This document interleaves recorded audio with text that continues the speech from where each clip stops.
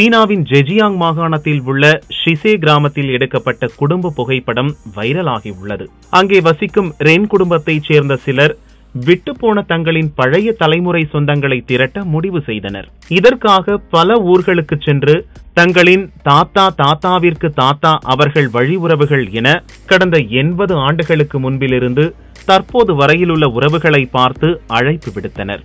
நினைத்தது போலவே அனைவரும் கலந்து கொள்ள அனைவரும் மலைச்சரிவு ஒன்றின் அடிவாரத்தில் நின்று குடும்ப போட்டோவிற்கு போஸ் கொடுக்க செம்ம வைரலாய் பரவியிருக்கிறது.